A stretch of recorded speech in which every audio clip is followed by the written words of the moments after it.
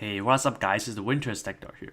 Today I'm not doing a review of the iPad Air 2, but I have installed the developer version of ISO 9 Beta 5 on it. The ISO 9 did not differ too much from ISO 8, rather Apple spent most of its effort in improving the existing function and features.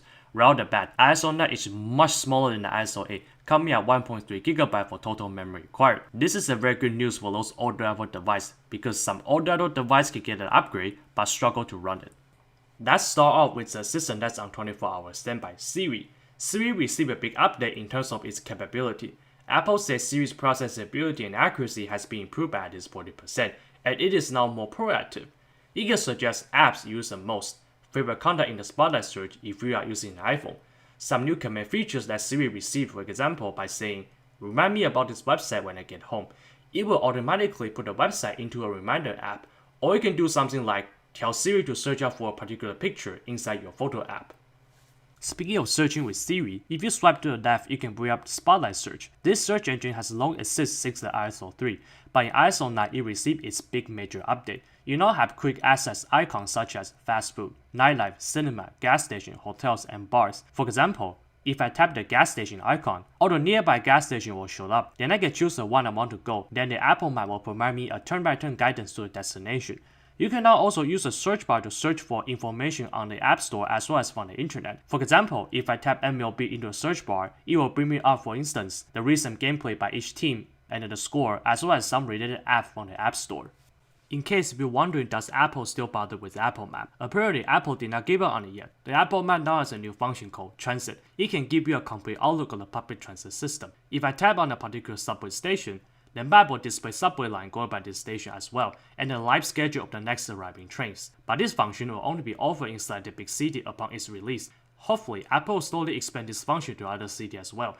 If you plan your trip with the transit function, the map will even tell you which exit to take at a particular station to save time. Oh yeah, the nearby function is finally added, and the Apple Map will also let you know if the nearby place you search up accepts Apple Pay. The Notes app in the older iOS is actually pretty boring and has very limited function. In ISO 9, however, you can finally change text format, draw, add pictures, and hyperlink into your note. You can use it as a colorful sketchbook or a scrapbook. If you're starting to yell boring, then this app will cheer you up, hopefully. In ISO 9, Apple introduced a brand new app called News. The app is very similar to Flipboard claimed by Apple, but I personally feel it is directly inspired by HTC's Blink feed. You can subscribe to major media sources such as New York Times, CNN, Washington Post, etc. You can also search news or article on the topic of interest inside the category section of the app. You can read all the news in just one place without exiting and navigating to different apps or websites. I personally really like the layout. It feels like I am reading a magazine where it has pictures and blow-up title to grab my attention. This is one of those few apps where I cannot stop admiring app's beautiful layout and design. The QuickType keyboard allows quick access to functions such as copy, cut, and paste, so you no longer need to long press the screen to bring up the pop-up bubble to access this feature as before. The biggest improvement is the trackpad. All you have to do is 2 fingers down on the keyboard, and it will transform into a trackpad where you can easily drag the cursor around, select text with ease, just like on a laptop. Hello, gentlemen.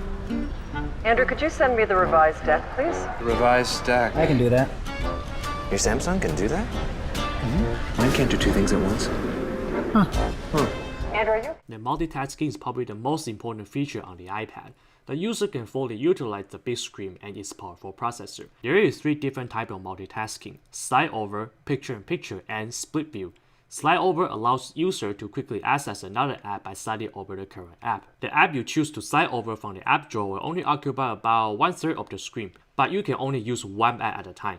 Picture-in-picture is exclusive for video. What happens is that if you are watching a video stream on a website or from the video app, you can put the video in a small folded window and drag around the screen. This enables you to work on other things and watch video at the same time. Split view is same as the multi-window on the Samsung devices. You can open 2 apps at once, freely adjust the window size, and use both apps simultaneously compared to the slide over. If you want to resume back into one app, you can simply slide the app you don't want to use away. The downside is that the split view is exclusive for iPad Air 2 and only supports Apple's own app. Hopefully, it can support third-party apps like on the Samsung device in the near future.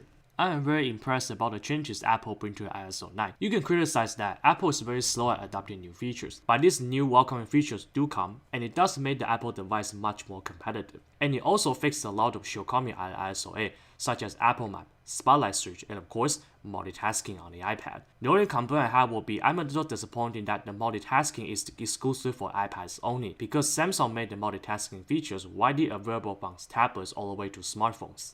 What do you think of the iOS 9? What are the features improvement you would like to see? If you are an Apple user already, are you looking forward to an iOS 9 update? Leave your comments down below, and I'll see you guys next time. Thanks for watching. If you really like my video, please hit the like and subscribe button.